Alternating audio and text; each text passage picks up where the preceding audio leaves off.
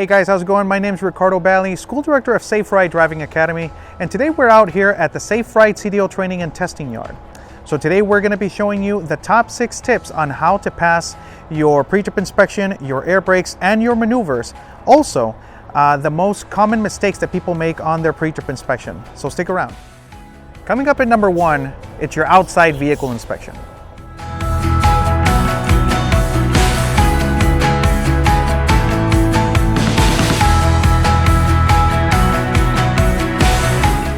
One of the things that you have to realize about the pre-trip inspection is that it's 45 minutes. And not only that, there's a lot of things that you do have to memorize about the pre-trip inspection, such as engine, steering, suspension, brakes, and tires, alongside with many other parts. So one of the things I highly recommend for you guys to use, it's your memory aid. I highly suggest you use your memory aid. This memory aid, it's something that's given to you for absolutely free. It's included in your Texas CDL driver's manual at the end of section 11. It does a great job of separating different parts into different components, such as engine, steering, suspension, brakes, and tires. I highly recommend you use this, otherwise you're going to be lost. You're going to be having to memorize, or to think actually, if you already named a certain part or item or not. So use a memory aid, I highly recommend it. The second part about your pre-trip inspection is that you want to make sure you point to each item. You're not going to be granted that point if you're not touching or pointing to the direction of each item. So for example, if you're inspecting any parts of the coupling area on the kingpin, you want to make sure that you go down under here and you point to the direction, so that way that point is valid. Coming up at number 2 is your air brake test.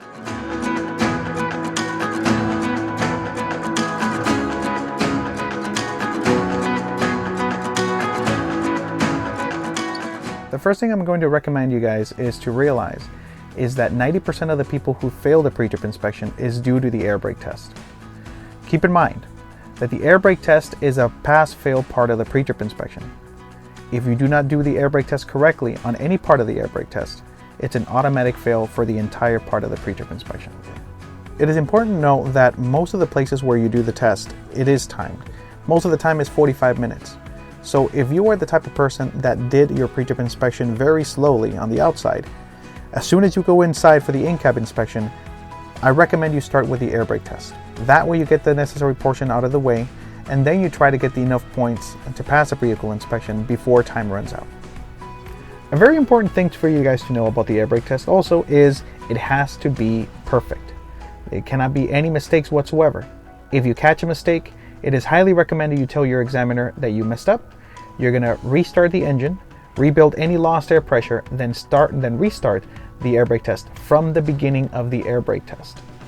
Now, one of the most common mistakes that people do is that they turn the engine off, but they forget to turn the ignition back on, and then they press the valves. Now, by forgetting to put the ignition back on is whenever it's time to pump it to 60 psi, the alarm should turn on, but it won't because the ignition's not on. The second most common mistake that people do on the air brake test is they turn the engine off, they turn the ignition back on to electrical only, but they forget to press the parking and trailer brake valves as well. Whenever it's time to pump the brakes to 40 to 20 psi, the valves should pop out, but they won't because they forgot to push the valves in the first place.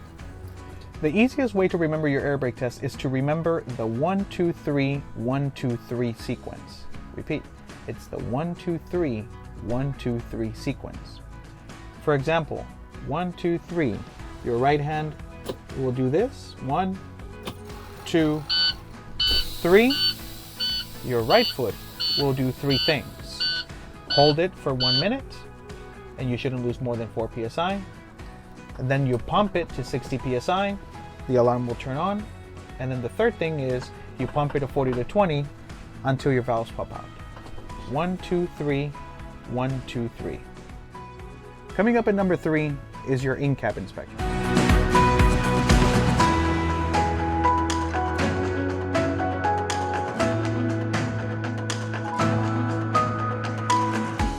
One of the easiest ways to remember your InCab inspection is to divide it into 4 different categories, into vehicle parts, gauges, controls, and emergency equipment. That way you're not going to be lost throughout the process. Hey guys, I hope you're enjoying this video. And if you are, be sure to like, share, and subscribe so you can help us reach more students to help them pass their CDL test. Now let's continue. Coming up at number 4 is going to be your maneuvers. More specifically, the straight line backing.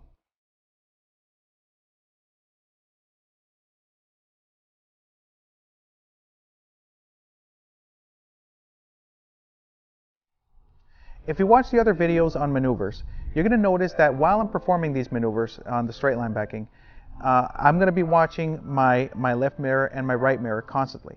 I highly recommend you watch your mirrors 1 second for the left, 1 second for the right, 1 second for the left, 1 second for the right constantly.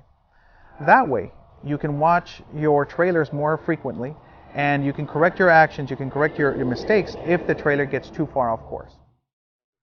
Coming up at number 5, it's your offset.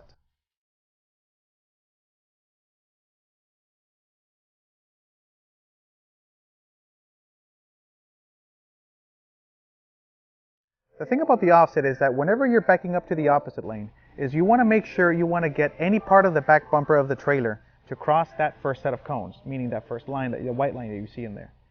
That way you're going to be granted a straight pull-up and a straight back. Otherwise, if none of the parts of the back bumper of the trailer clears at least that first set of cones without crashing into the cones, then you are not granted that straight pull-up. You're going to have to return back to your original spot on the right side, and it's going to be a little bit more tougher on you. Coming up at number 6 is your parallel parking.